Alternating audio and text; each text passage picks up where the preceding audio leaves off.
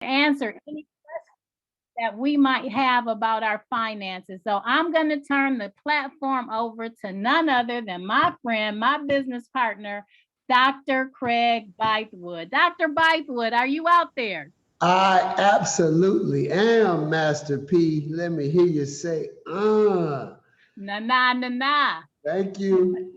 Now, before we jump into the call, I have to mess with Master P because she dropped a Houdini reference on a BYOB market talk strategy. That has to, yes, we are the largest economic empowerment movement in the world, but we also have just been the first training Zoom call ever to make a Houdini rap group reference. So thank you, Master P, for keeping 80s, early 80s rap relevant. I bet you had a hoop earring when you were listening to Houdini. So we appreciate that memory. So, welcome to a talk with the finance doctor, your RX for Forex. When we established this call, when the visionary decided that he wanted to do something like this, he was very deliberate when he picked the preposition with, because he wanted this to be a conversation. And that is exactly what it has been multiple years later. So when you are listening to the expert training of Miss Tanya Anderson or Miss Bonita Brantley or Miss Fadia Thompson or Miss Tasha M. Dyer, our trade whisperer, you are dealing with a chart-based conversation. And in that context, it makes sense for you to ask your questions in the chat. So I need you now to transition because this could be a talk from the finance doctor. He always has plenty to say, but this is a talk with the finance doctor. So if you have questions, if you have comments, if you have suggestions, if you have testimonies, if you have old early 1980s rap lyrics that you need to recite, please do so by unmuting your microphone. On this call, we walk in the power of the unmuted microphone. So welcome to a talk with the finance doctor, where for the past 4 talks, we've been talking about a particular subject, which is relationships with the market, in which we've been talking about the connection, the correlation between our relationships, meaning our interactions with other people, and our trading account or our skill set or our ability to be in the right mindset to trade. And let me quickly reset. For those of you that may have missed the first 4, go to our YouTube channel. When I was a professor on ground, individuals coming into the classroom, I noticed that there was a lot of conversation to Dr. B from students about relationships. They trusted me. They thought I was the cool professor. I was young, so they would talk to me about their relationships. And I was teaching a class called Personal Finance. So in that moment, I realized the truth that relationships and money are 2 of the most important things that we have to deal with in our lifetime, but we're never taught how to manage either. Let me say it again. Relationships and money, 2 of the most important things that we have to deal with, but we're never taught how to manage either. So, part 5, relationships with the market. Now, I want to start by giving you a piece of perspective that was divinely dropped into my spirit. So here's a best practice that I do. Every single week, once a week, I go onto the YouTube channel and I pick one video. I'm led to whatever I pick and I watch it. Yes, I am a BYOB cash out strategy YouTube channel nerd. Last week, I watched an early HFX training from Miss Tasha Dyer. And she was talking about the different currency pairs that were on the pocket option. And she said, look at this one. This pair only has 10%. And she said, we don't want to do that one because it's only 10%. Then ironically, on Wednesday's call, when Miss Bonita Brantley was doing her training, she was in the same exact high frequency trading, binary option broker, and she was talking about the different percentages. And she said, see that one down there is 10%. We don't want to do that one because it's only 10%. And that really hit me. That really struck me because today on our radio show, Mr. Gerald Rogers referenced the point that I often have been saying over the past few months, that we have a system that is outdated. We have a institutional, academic, financial arrangement with the companies that run this society that benefits the companies, but not necessarily us. And so here's my point. 10% a trade is too little for us. Look how spoiled we done got, y'all. 10% of high frequency trade is too small. But yet we have been part of a process where institutions have been paying us 10% a year, and we cool with that. I just said something. We have been a part of an institutional process that says, work for me, take a percent out of your income and put in your retirement plan, and I'm going to make sure you get 10% a year. But we're so blessed, we have an opportunity in high frequency trading to get 10% of trade, and we say, no, I'm not interested. So all I'm doing is reinforcing what you already know. This is the vehicle. This is the mindset. This is the perspective. So just recognize how blessed you are that you get it, that you can frown at a 10% per trade when everybody else out there who's under that old paradigm, who's under that old belief system is still operating in 10% a year. Now that's okay, because it's very important that we recognize this truth. And this is part of dealing with relationships. Hear me. Observation is strength. Judgment is weakness.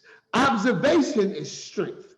Judgment is weakness. So it's okay that they are where they are, but there's a reason why we call this the largest economic empowerment movement in the history of mankind, because what we're doing is we're claiming the fact that you have a responsibility to plant the seeds of truth, understanding, and awareness to those around you. But it's so important that when you do it based on exposure only. Because hear me, people who are in sales, I'm not one of those persons, but people who are in sales, they're trained that you have to have the right energy, because the person on the other side of the sale will pick up on your energy. So if you have an energy of, man, why would you want to do that? If you have an energy of, you don't see this? If you have an energy of, are you serious? If you have that energy, they're going to pick up on it. And guess what? You're going to push them further away from what you want. And that is them to get that mindset shift. So they can put themselves in a position of strength. So you have to always let people feel good about their no. They're just not ready. They get ready when they get ready. You know what your job is? Your job is to walk around with water. Remember the lady at the well? Because you never know when you're going to run into Jesus at the well. This is that kind of call. You never know when you're going to run into Jesus at the well. So just have your water ready. But those who aren't thirsty, they won't be interested. Oh, I'm good. I just had a Gatorade. Oh, I'm good. I just had an Arizona tea. So you say, okay, but you keep that water up, because when you keep that water up, eventually the thirsty person will come to you. But what I'm saying to you is that there's an energy in your exposure. There's an energy in your exposure. There's an energy in your exposure.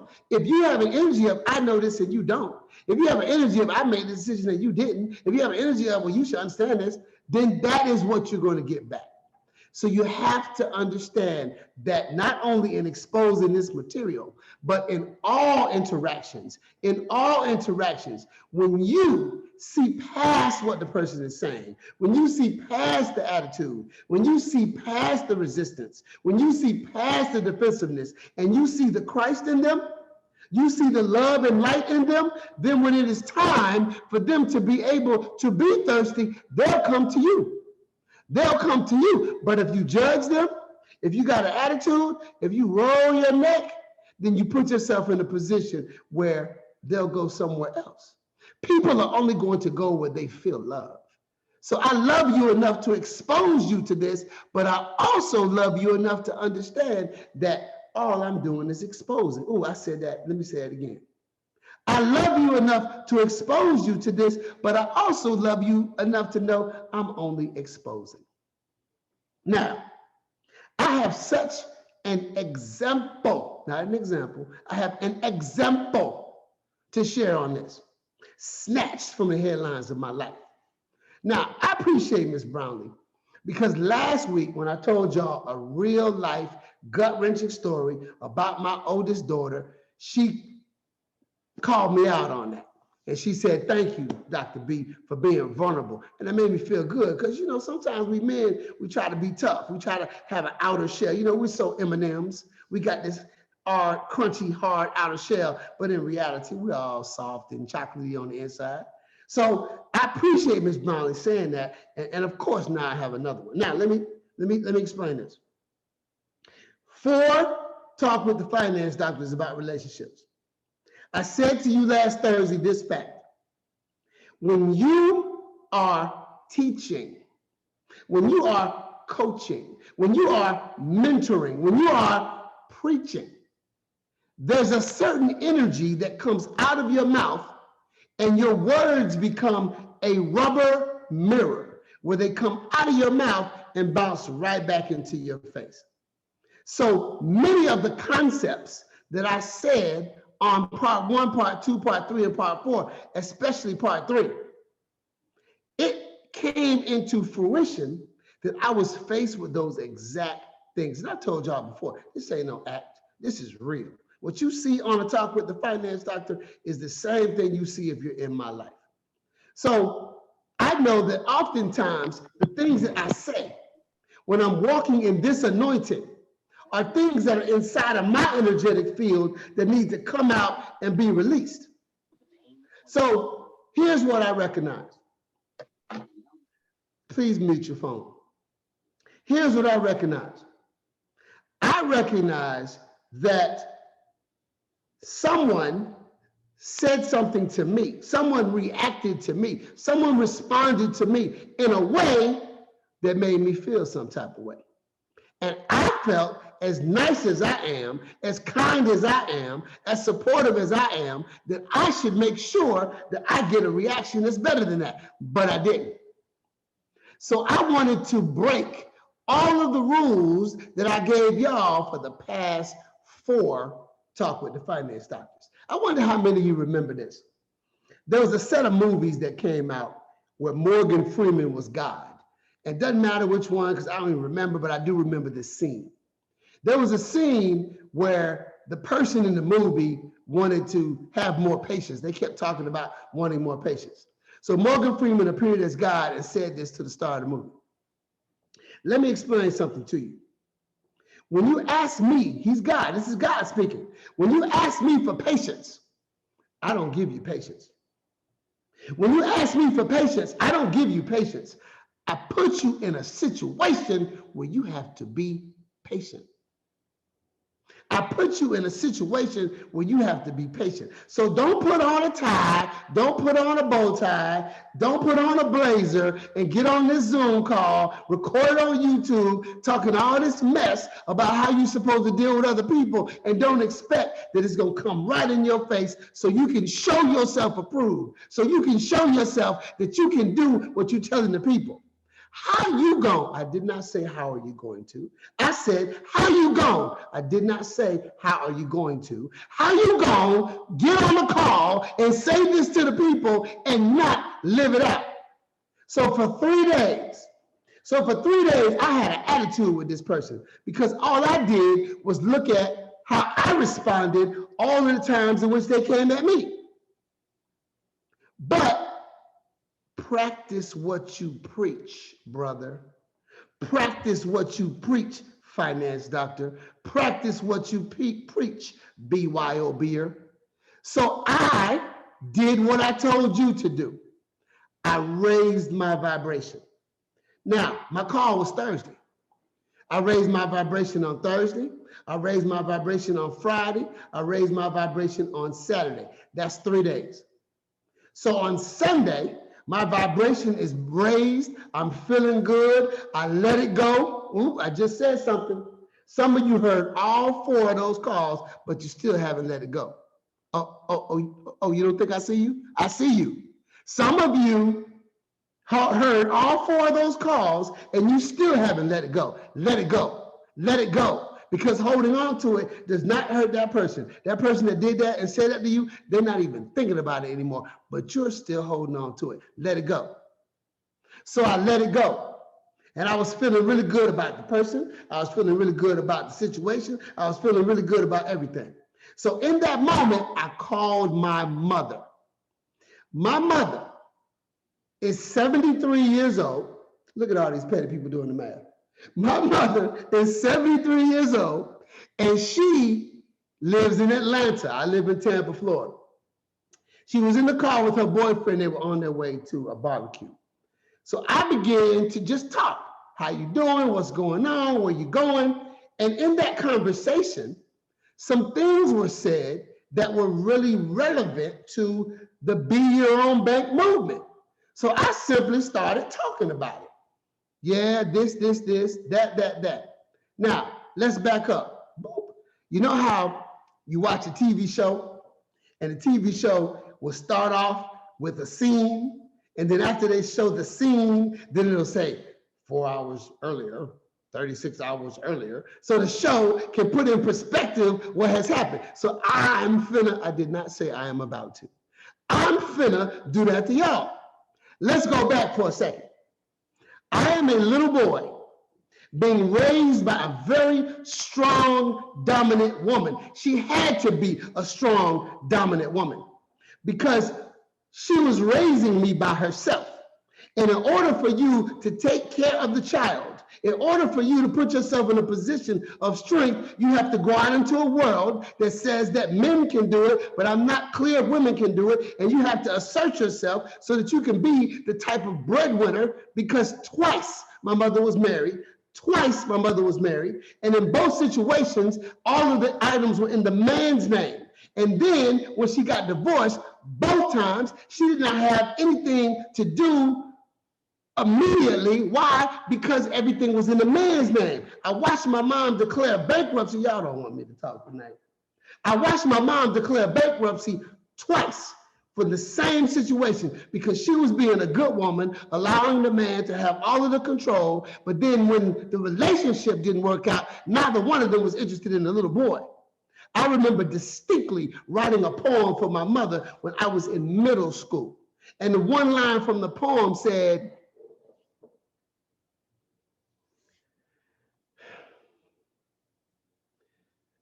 I'm not going to say that part. I'll say it later. Please forgive me. I just decided to go in a different direction. Please forgive me, those who are listening to this recording. So bottom line is this. My mother was a very strong, work a bunch of jobs, doing everything that you could do, raising her son. So this particular attitude, it sometimes caused a little bit of conflict. Time out. After Thursday's talk with the finance doctor, somebody in the Be Your Own Bank community reached out to me personally and said, thank you, because I have had some issues with my mom. And based on what you said, I'm taking different steps now based on the energy with my mom. And I appreciate that. And other people have reached out as well, but that one was special because it was about moms. So here you have a strong, dominating woman, but then you have a person like me. You can imagine how I was as a young man. So it sometimes caused a little bit of friction because I wanted to be my own man. I wanted to be independent. And my mother, in her love and protecting me, just wanted to control. If I control him, then I keep him safe. I get it. I bet some of y'all don't get it. I'm gonna say that again. If I control him, I keep him safe. That is what some of the older generations are about, because think about what they went through. Think about what they witnessed. Think about the Great Depression. Think about the Vietnam War. Think about the Korean War. Thinking about the Cuban Missile Crisis. They went through some stuff. Think about nuclear bombs. They went through some stuff. Think about Pearl Harbor. They went through some stuff where they sometimes associate love with worry. I'm worrying about you because I love you. I'm not saying it's right or wrong. I'm just saying that's what it is. So all I'm saying is I respect and honor the fact that my mother is the only person that's ever been there for me my entire life. But I'm also owning the fact that sometimes there's what I call the diaper effect. What's the diaper effect, Dr. B? The diaper effect is this. Sometimes when you have some information, when you have some knowledge, when you have some awareness and you want to share it with your mom, she hears you, but subconsciously, but under the surface, she knows she used to wipe your dirty diaper. So how somebody going, I did not say how is somebody going to. I said, how somebody going to tell me what to do when I wipe their dirty diaper? So I can wear all the blazers I want. My tie can be tied perfectly. I can have a picture in the back that says he ain't so heavy. But to her, I'm a person whose diaper she changed, so she don't hear me though. So I said to my mom 20 years ago, Mom, I do this for a living. I'm a finance guy. I'm a financial planner. I'm a life coach. You always say you can't afford it. So let's change that language. So guess what she did? Said I can't afford it 6 times. I can't afford it. I can't afford it. I can't afford it. I can't afford it. I get it. I get it. It's the diaper effect. So even though I'm saying to my mom over and over, Mom, here's some things you need to do. She just don't hear me though. So then, if we fast forward a little bit more, when I got into the Be Your Own Bank movement, I was hyped.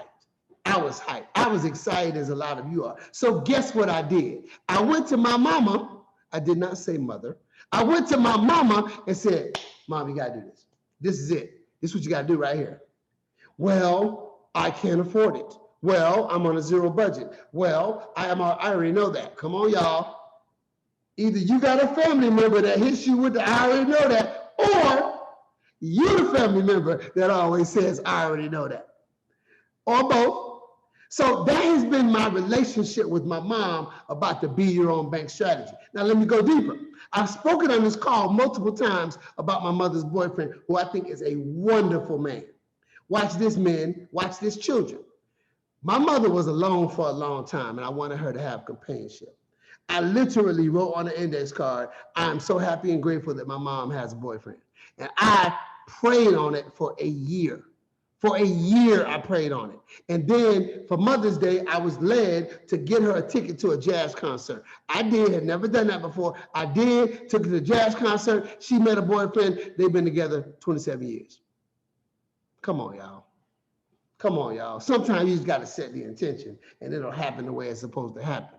So all I'm saying is this. He's a good dude, but he's very skeptical. Very skeptical. Based on his upbringing, based on his experience, he's been burned sometimes, very skeptical. He looks at everything like this. So that's cool. That's who they are. So on this conversation on Sunday, after I raised my vibration for 3 days, they heard it differently. They heard it differently. I saw somebody say I need one of those cards, 48 cents at Walmart. Just buy the card and write it right on there. You got the card? So it's Sunday, and I'm talking to them, and I promise you they just heard it differently. And then they started asking me questions. And I'm like, dang, what's going on? But hear me, they didn't change, BYOBers. They didn't change, person who's listening to this 30 years from now. My vibration changed.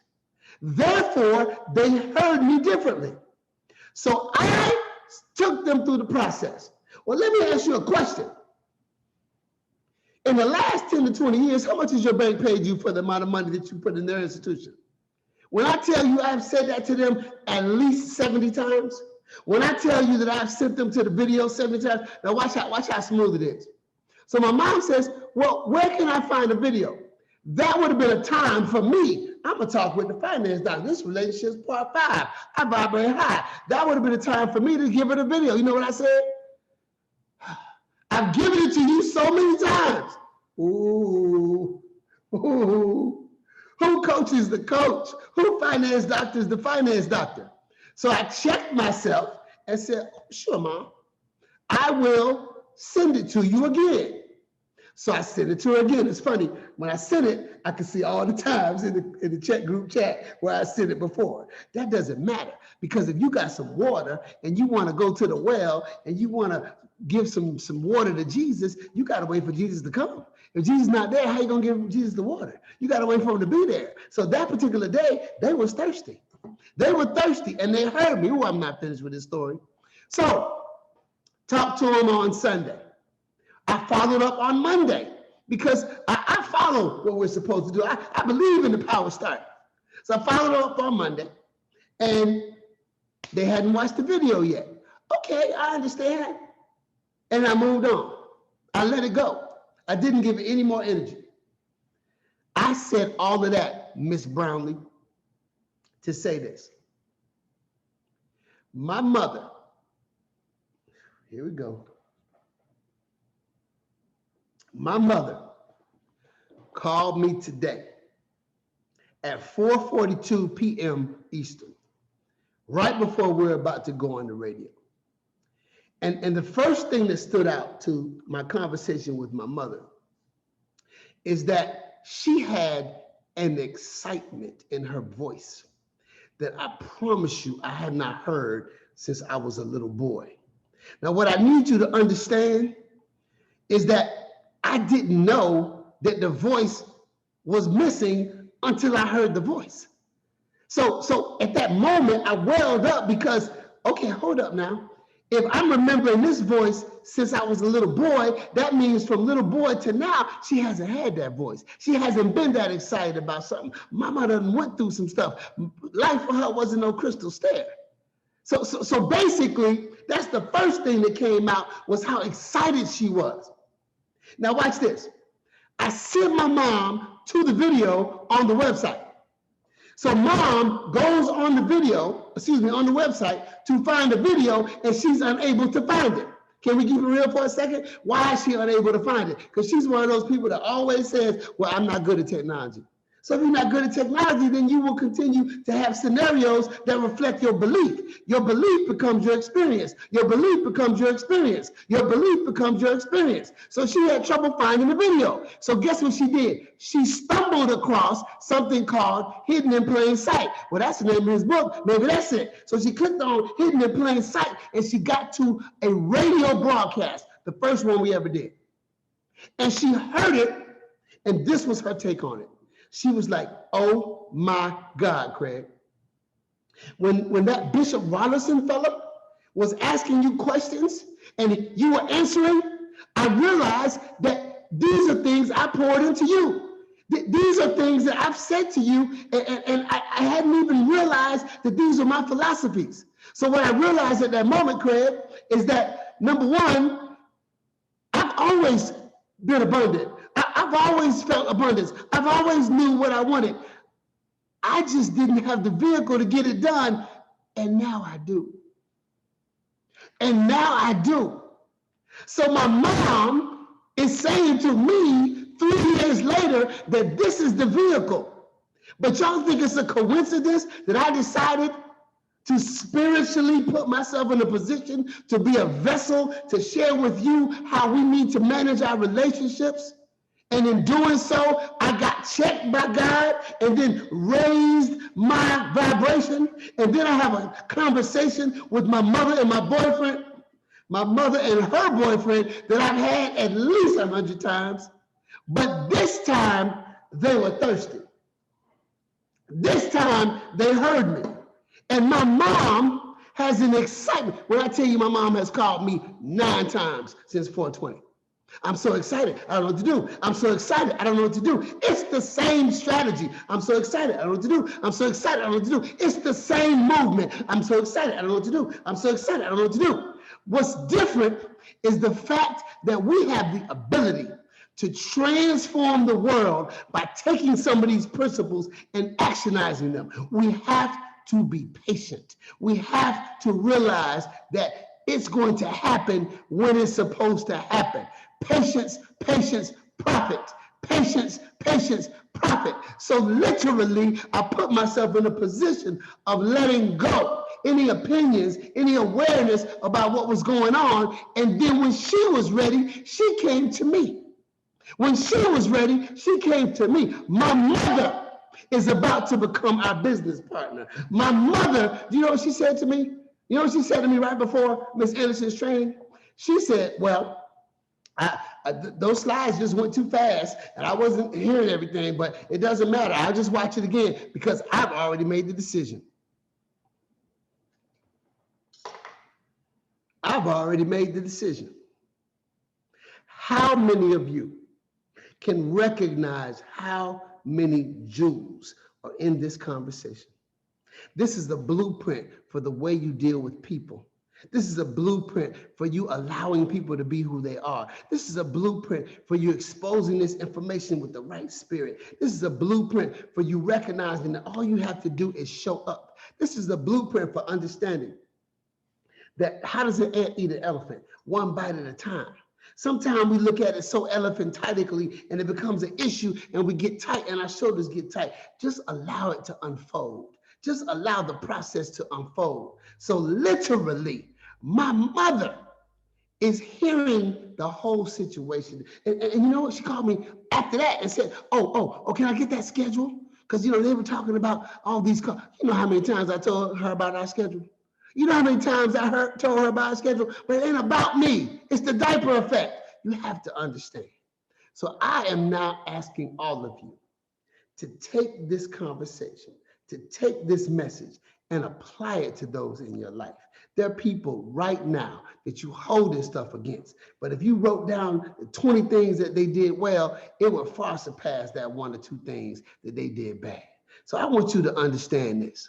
Just like we started this call with a perspective that we're so high and mighty that we won't even take a 10% trade when we used to take a 10% a year retirement plan, we have to elevate our perception. We have to elevate where we are. So it starts with loving on people. Love on people for who they are. Mother, auntie, grandma, policeman, teacher, spouse, child. Love on them for who they are, not what they do or say. Love on them for who they are, not for what they do or say. Because what they do or say isn't even about them or you. It's about their experiences. People are just walking out their experiences. And when I heard my mom have that melody in her voice, when I heard her have that shine in her voice that I didn't even know was missing, I suddenly looked at every single attitude I ever got and realized how unnecessary it was. Because this is the return of something that should have been there for the last 40 years, but it wasn't.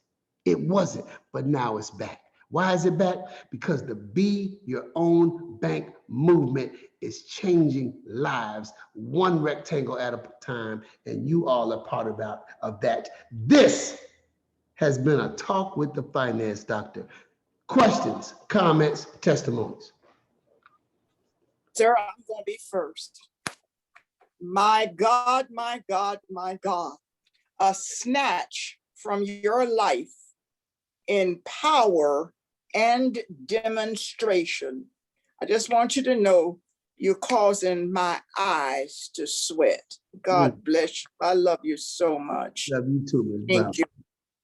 Thank you for that. Thank you for that. Thank you, Ms. Sheila. Questions, comments, testimonies. Questions, comments, testimonies. Hey, Dr. B, I'm right behind Miss Brown. That's me clapping, Dr. Sweating B. over here. And thank you, because after all of our calls, I've let so many things go, but just keep holding on and just hoping things work out. But, it's okay. And today I finally enrolled back into my licensing classes to get my license reactivated for my daycare. Excellent. Oh, excellent. Ms. Robinson, we wish you the best. We wish you the best. That's wonderful. Whew. Questions, comments, testimonies. Thank you, Ms. Sharon. I saw your message. Questions, comments, testimonies. Dr. B, that was me clapping. Just giving you a round of applause. Thank you so much for being just a true leader, to be vulnerable and to share. And it really, really impacted me. So I thank you, and keep doing what you're doing, because you got people following you and you're leading us in the right path. So thank you. Thomas, first of all, thank you. Take 30 seconds and tell these people the story, the history. Just the other day, Dr. Bythewood asked me to give him a call because of a question I asked on a 5 o'clock call. And so he stated, hey, I see your number and it looks like it's from Pompano Beach. Well, I used to live, and he told me where he lived down in the Broward County area of Florida. So he said, yeah. So I said, well, we not only share commonality there. And he's like, oh yeah. I said, yeah, you're also from Tampa. And I said, we share commonality there as well, because I was raised in Tampa as well. He said, oh, okay. I said, yeah, well, we also share commonality in another area called DC. He's like, oh, yeah? I said, yeah. I said, yeah, I was living in Washington, D.C., just like yourself. I said, okay. He said, okay. I said, well, we also share commonality at a school called Howard University. He's like, okay, yeah. I said, yeah, because I went to that school. And then I said, we also share commonality, not only at Howard University, but you were a campus pal. I think he was the president. And he was like, yeah. I said, well, I was also campus pal, but I was also the president of the Florida Club and vice president my first year. And I used to be amazed at your leadership then. And so I said, it's interesting because the visionary, Brother Gerald Rogers, he and I go back. And I said, it's something how God put me back in place with men that caught my attention back in the day. And so here we are, and I'm back in linked with them again, and I'm glad to be upon their leadership. So that's just a little bit about the story, but God brought Dr. Craig, Bythewood, and myself back in leadership and also in fellowship together. And I used to ask about some of the friends. There's a young lady who's an attorney in Tampa. I used to say, where's Craig? Where's Craig? Couldn't find him when I was there living. And so here we are linked up. So God knows what he's doing when he brings people back in company, because that means that you're supposed to go higher together. So that's a little bit about it. Look at that. I was a senior, he was a freshman. Yes, sir. Woo, that's crazy. Questions, comments, testimonies. Okay, business partners, would either one of you or both of you like to make any closing comments? I'm a leader, wow for Mr. Rogers, but I just want you to know that start next week when she gets enrolled, you can't use her as a topic of your conversations no more. I just want you to. I don't appreciate what you said, Quinn. Yeah, she'll comment. No, but tonight was literally drop the mic. I think that tonight so many lives were transformed, so many people, because we all have those relationships. And as we're always talking about making sure we have a relationship with the market, I think this series that you've done, and I don't know if this is the grand finale, but this is definitely one for the books, because we have to be able to manage our personal relationships. And that's an assumption that we make when we say, yes, have a relationship with the market, but how effective is your relationship when we're not managing our personal relationships right? So this was definitely something that was needed.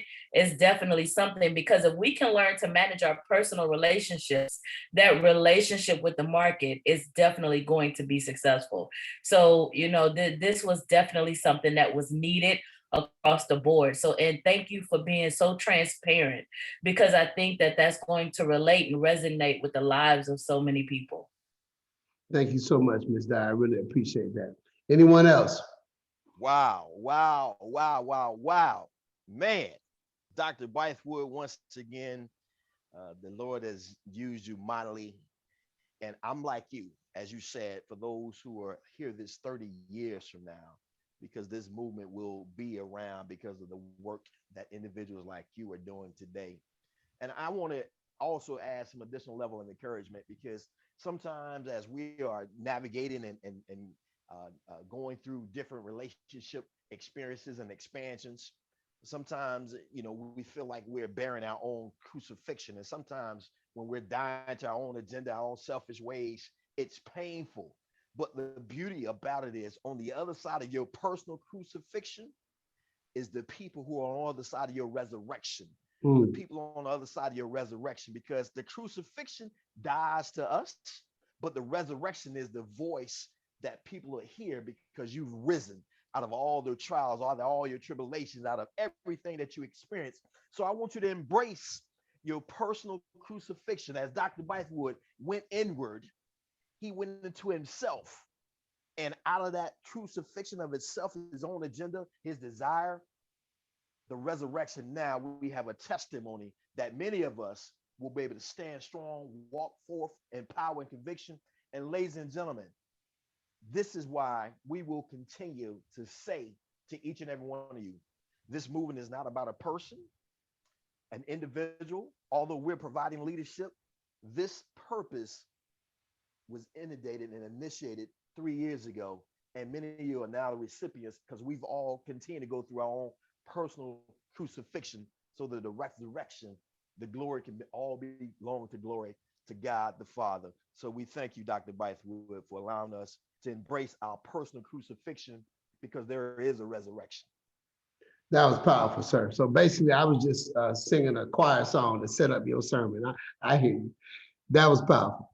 So let's go ahead and close this call, y'all. We've gone over. I appreciate your patience. I appreciate your words. I appreciate everyone for accepting this spiritual navigation of our growth and development. Heavenly Father, we come to you right now. We thank you so much for this conversation, for this movement, for this growth, for this development.